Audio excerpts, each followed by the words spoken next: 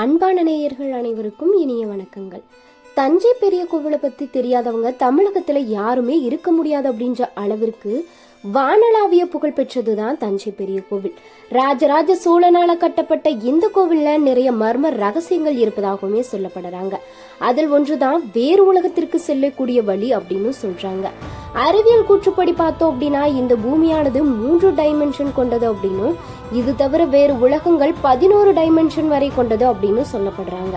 அதே போல நம்ம பூமியில இருந்து வேறு உலகத்திற்கு செல்ல சில ரகசிய பாதைகள் இருப்பதாகவும், அதை நம்மளுடைய சித்தர்கள் பல்லாயிரம் ஆண்டுகளுக்கு முன்பே கண்டறிந்துள்ளனர் அப்படின்னும், அந்த பாதை வழியா சித்தர்கள் வேறு உலகங்களுக்கு பயணித்திருக்காங்க அப்படின்னு ஒரு கூற்று சொல்லப்படுது. இது எந்த அளவிற்கு உண்மை அப்படின்றது இதுவரைக்கும் நம்மளுக்கு தெரியாத ஒரு விஷயமாக தான் இருக்கு. இதெல்லாம் தாண்டி தஞ்சை பெரிய கோவில் அப்படின்னாலே நிறைய சுவாரஸ்யமான விஷயங்கள் இருக்கும் அப்படின்னு சொல்லலாம். இதோட மிக பிரம்மாண்டமான விஷயம் அப்படின்னா இந்த கோவிலுடைய கட்டுமான பணிகள். இதோட ரகசியங்கள் என்ன அப்படின்றத பத்தி தான் முழுமையா இந்த வீடியோல தெரிஞ்சுக்க போறோம். வீடியோ ரொம்பவே இன்ட்ரெஸ்டிங்கா இருக்க போகுது. ஸோ வீடியோவை ஸ்கிப் பண்ணாம முழுமையா பாருங்க. நீங்க இப்பதான் ஃபர்ஸ்ட் டைம் நம்மளுடைய சேனலை பார்க்கறதா இருந்தா மறக்காம நம்மளுடைய சேனலை சப்ஸ்கிரைப் பண்ணிட்டு ஆல் அப்படின்ற பெல் ஐக்கானை மறக்காம கிளிக் பண்ணுங்க. அப்பதான் நம்ம போடக்கூடிய வீடியோ உடனுக்குடனே நோட்டிபிகேஷன் மூலியமா உங்களுக்கு வந்து சேரும். வாங்க நண்பர்களே, வீடியோக்குள்ள போகலாம். நம்மளுடைய சித்தர்கள் பல்லாயிரம் ஆண்டுகளுக்கு முன்பே கண்டறிந்திருக்காங்க இந்த விஷயத்த. அந்த பாதை வழியா சித்தர்கள் வேறு உலகங்களுக்கு பயணித்திருக்காங்க அப்படின்னு ஒரு கூற்று சொல்லப்படுது. இப்போதும் கூட சித்தர்கள் நிறைய பேர் அந்த பாதை வழியாக தான் பூமிக்கு வராங்க அப்படின்னும், இந்த பாதையானது தமிழகத்தில் இருக்கக்கூடிய பல கோவில்கள்ல இருப்பதாகவும், அது கண்ணுக்கு தெரியாத ஒரு மாயையான பாதை அப்படின்னு சொல்றாங்க. அந்த பாதை ஒருவர் கண்ணுக்கு தெரிந்தால் அவர் வேறு உலகத்திற்கு எளிதில் பயணிக்க முடியும் அப்படின்னு ஒரு கூற்று இருக்கு. இது போன்ற ஒரு பாதை தான் தஞ்சை பெரிய கோவில்ல இன்று வரை பாதுகாப்பாக இருக்கு அப்படின்னு, அந்த பாதை வழியா பல மகன்கள் அவ்வப்போது அந்த கோவிலிற்கு வந்து இறைவனை தரிசித்து செல்றாங்க அப்படின்றும் ஒரு கூற்றுமே நிலவிட்டு வருது அப்படின்னு சொல்லலாம். ராஜராஜ சோழன் இந்த கோவிலை எப்படி கட்டினாரோ அதோட பின்னணி சிறப்பம்சங்கள் என்ன அப்படின்னு நம்ம நிறைய விஷயங்களை தெரிஞ்சுக்கலாம். பெரிய கோவில் அப்படின்னு எல்லோராலுமே அழைக்கப்படும் தஞ்சையில் அமைந்திருக்கக்கூடிய பிரகதீஸ்வரர் ஆலயம் உலக பிரசித்தி பெற்றதா தான் இருக்கு. வரலாற்று சிறப்புமிக்க இந்த கோவில் இன்றளவும் எப்படி கட்டப்பட்டது அப்படின்ற தெளிவான பார்வை நம்மளுக்கு கிடைக்கல. இப்போது இருக்கக்கூடிய தொழில்நுட்பத்தை வைத்து கட்டினா கூட பல ஆண்டுகள் ஆகும் அப்படின்னு விஞ்ஞானிகளால சொல்லப்பட்டு வருது. பிரகதீஸ்வரர் கோவில் இதற்கு முன்பு ராஜராஜேஸ்வர் கோவில் அப்படின்னுமே அழைக்கப்பட்டு வந்திருக்கு. இப்போது அழைக்கப்படக்கூடிய இந்த பிரகதீஸ்வரர் அப்படின்னு சொல்லக்கூடிய இந்த பெயரானது மராட்டியர்களால தான் வழங்கப்பட்டிருக்கு.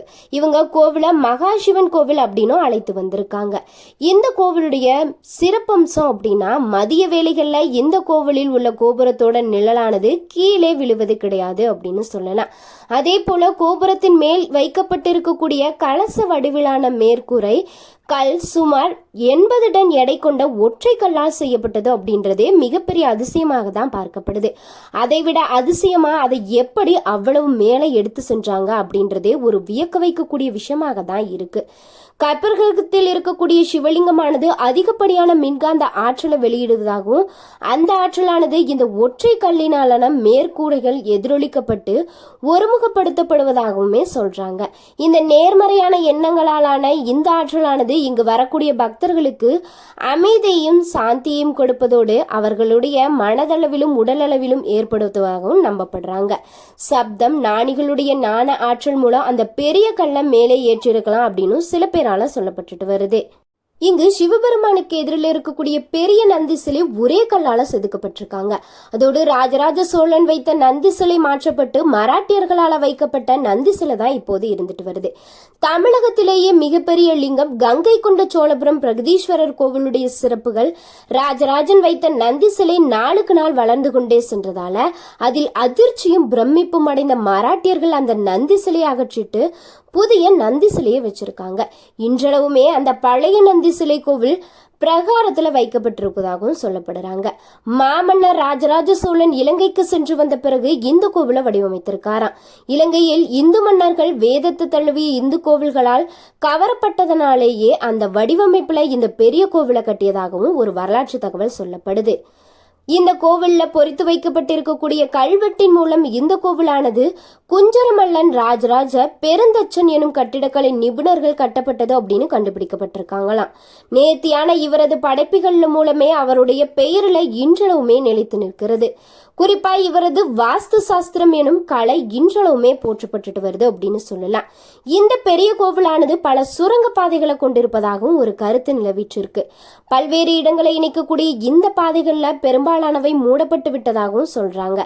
இந்த பாதையில அந்த காலத்தில் வாழ்ந்த முனிவர்கள், ராஜாக்கள், ராணிகள் ஒரு இடத்திலிருந்து மற்றொரு இடத்திற்கு ரகசியமா செல்ல பயன்படுத்தப்பட்டு வந்திருக்காங்களாம்.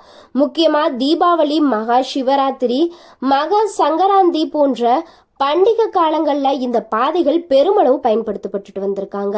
இந்த கோவிலுடைய கட்டுமான பணிக்காக 1,30,000 டன் கிரானைட் கற்கள் பயன்படுத்தப்பட்டதாகவும் சொல்றாங்க. இதுல ஆச்சரியமான விஷயம் என்ன அப்படின்னு கேட்டீங்கன்னா, அருகே இருக்கக்கூடிய மலைகள் இல்லாத நிலையில, நவீன போக்குவரத்து வசதிகள் எதுவுமே இல்லாத நிலையில சுமார் 50 மைல்கள் தொலைவில் இருந்து கோவிலுக்கான கற்கள் எடுத்து வரப்பட்டிருப்பதே மிகப்பெரிய ஆச்சரியமா இருக்கிறது அப்படின்னு சொல்லலாம். தஞ்சை கோவில் வெறும் கோவிலாக மட்டும் பார்க்கப்படாம பாரம்பரியம், வரலாறு, தொல்லியல் தன்மை ஆகியவை வியக்க வைக்கக்கூடிய வகையில இருப்பதால யுனெஸ்கோவால பாரம்பரிய இடங்கள்ல ஒன்றா அறிவிச்சிருக்காங்க. இது நம்ம எல்லோருக்குமே தெரிஞ்ச ஒரு விஷயம்தான். ராஜராஜ சோழன் வெறும் மன்னனாக இருந்து இந்த கோவிலை கட்டியிருந்தா கோவிலை கட்டியதாக அவருடைய பெயர் மட்டுமே இருந்திருக்க வேண்டும்.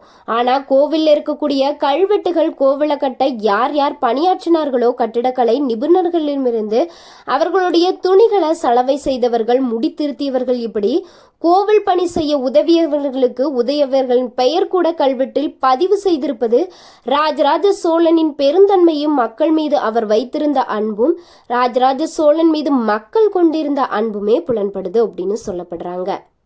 1995 ஆண்டுல மாமன்னர் ராஜராஜ சோழன் உருவம் பதித்த 2 ரூபாய் தபால் தலையை வெளியிட்டிருக்கு. இந்த கோவிலுக்கு 2010 ஆண்டோடு 1000வது பிறந்த நாள் கொண்டாடப்பட்டிருக்காங்க. மத்திய அரசு சார்பாக 1954 ஆண்டு ஏப்ரல் 1 வெளியிடப்பட்டது 1000 ரூபாய் நோட்டில் தஞ்சை பெரிய கோவிலின் வியத்தகு தோற்றம் பதிக்கப்பட்டிருக்கிறது அப்படின்னு தெரியும். ரிசர்வ் வங்கி 4வது ஆளுநரா சர் பெனல்கல் ராமாராவ் அதில் கையெழுத்திட்டு இருக்காராம். இந்த வார்த்தை உலக மக்கள் மத்தியில வெகு பிரசித்தி பெற்றதாகவும் தஞ்சை தரணி மக்களாலும் உலக தமிழர்களாலும் பெரும் விதத்துடன் அழைக்கப்படும் பெரிய கோவில் என்கிற பிரகதீஸ்வரர் கோவில் கிபி 1006 ஆண்டுல மாமன்னன் ராஜராஜ சோழனால தான் கட்டப்பட்டிருக்கு. இன்றளவுமே தமிழருடைய கலை, அறிவியல், கட்டடக்கலைக்கு சான்றா விண்ணுயர்ந்து யுனெஸ்கோவின் பாரம்பரிய கலை மற்றும் பண்பாட்டு சின்னமாகவும் அரிய பொக்கிஷமாகவும் போற்றி பாதுகாக்கப்பட்டுட்டு வருது அப்படின்னு சொன்னா அதுல ஆச்சரியமே கிடையாது. இந்த கோவில் உலக நாட்டவர்களையும் கவர்ந்திருக்க முக்கிய காரணமே இதோட கட்டுமானம் தான் அப்படின்னு சொன்னா அதுல ஆச்சரியம் கிடையாது, மிகையும் கிடையாது.